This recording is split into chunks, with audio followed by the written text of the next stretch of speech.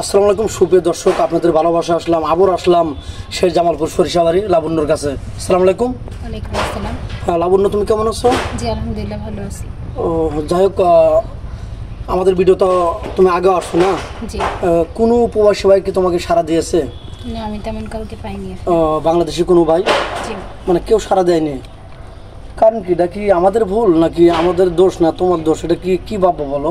জানি না, হয়তো আমার ভাগ্য খারাপ। তো যাক, আসলে তুমি অ্যাকচুয়ালি কী ধরনের ছেলে চাচ্ছ? এখনও তোমার কপালে মিলছে না, আমি বুঝলাম না।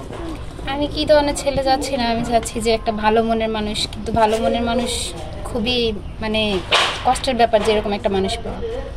আচ্ছা, তোমার জীবনে কেমন কিছু হয় না? তোমার চেহারা ভালো, চেহারা সুন্দর, কোনো বিয়াতে গেছো, অনুষ্ঠানে গেছো বা মার্কেটে গেছো, কেউ ভালোবাসার প্রস্তাব দেয়নি? না, আমার এগুলো পছন্দ না। আমার ইচ্ছে না যে আমি রিলেশন করে বিয়ে শাদী করবো, এরকম কোনো ইচ্ছে।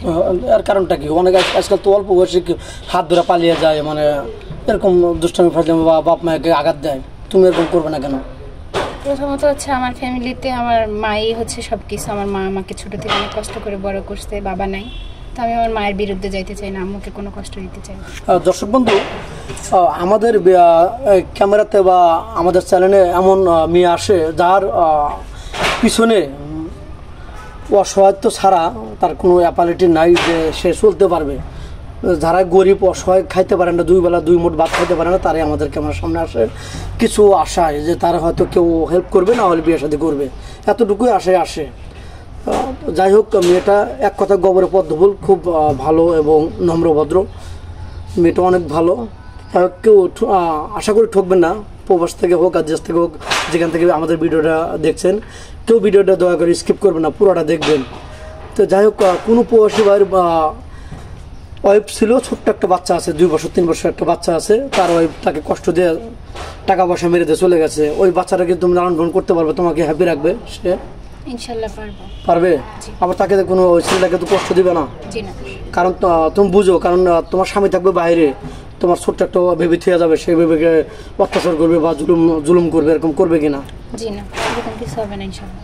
আবার অনেক প্রবাসী ভাই আছে, তার বাবা মা থাকে, কিন্তু সংসারের চাবি তোমার ওর দিছে, তারা বয়স হয়ে গেছে, সংসারের হাত তোমার ওর দিছে, প্রতি মাসে টাকা পয়সা পাঠাচ্ছে, তুমি সংসার চালাচ্ছ, এরকম কিছু করবে? আরেকজনের হাত ধরে তুমি টাকা পয়সা মেরে চলে যাবে? আমি চেষ্টা করবো মৃত্যুর আগ পর্যন্ত সবাইকে একসাথে নিয়ে ভালো থাকতে, যদি তারা আমাকে ভালো থাকতে দেয় আর কি। মানে মানুষ তো আর এমনি এমনি কারোর সাথে খারাপ ব্যবহার করে না।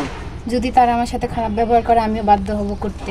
তো আমি চাই না এরকম কিছু হোক। আমি চাই যে আমি যাদের ফ্যামিলিতে যাব, তারা যেন আমার সাথে অনেক ভালো ব্যবহার করে, আমার আচরণ দেখে আমাকে অনেক ভালোবাসে, আমিও তাদেরকে অনেক ভালোবাসবো, ব্যাস এতটুকু। আচ্ছা, তোমার সংসার এখন খুবই কষ্টে চলছে না? তুমি আমাদের কেমন সামনে আছো কিছু পাওয়ার আশায়। এখন ভালো একটা মেয়ে আমরা ব্যবস্থা করে দিলাম, বা তোমার কপালে হয়ে গেল আমাদের মাধ্যমে। তুমি ভবিষ্যতে তার সাথে কোনো প্রতারণা, কোনো ষড়যন্ত্র করবে না? এখন তো বয়স না, কোনো সমস্যা নেই, কিন্তু তখন সমস্যা হতে পারে 1-2 বছর পরে। তখন হবে না তো, সমস্যা হবে না, বয়স নেই তো। যাই হোক, ভিডিওটা আর লং করতে চাচ্ছি না, তো তোমার নাম্বারটা দিয়ে দাও স্ক্রিনে। তোমাকে কীভাবে পাবেন? আমার কোনো ফোন নাম্বার নাই, মানে পার্সোনালি কোনো নাম্বার নাই, আমার হাতে কোনো ফোন নাই। এখন যোগাযোগ করতে হয় তাহলে আপনাদের এখানে যোগাযোগ করতে হবে। তো তুমি ফোন কেন না কেন? একটা বাটন ফোনের দাম 1000, 1500, 2000 টাকা একটা ফোন কিনতে পারো। আসল কথা হচ্ছে, আমি যেই টাকা দিয়ে ফোন কিনবো সেই টাকা দিয়ে আমার 3-4 দিনের বাজার হয়ে যাবে ঘরে, এরকম কিছু। মানে আমি অনেক প্রবলেমই আছে আর্থিক দিক থেকে। দর্শক বন্ধু শুনতে পারলেন, মেয়েটা চলা খুবই কষ্ট, যে পরনে কাপড় পরেছে, এটাও অন্যজনের, এর স্যার নিম্ন আর কি হতে পারে বলেন? তো যাই হোক, এক কথা গোবরে পদ্ম বলো, ওর টাকা পয়সা থাকলে ওর বাবা মা বিয়ে দিতে পারতো, এখন অ্যাপালিটি নাই বিদায় আমাদের সামনে আসছে।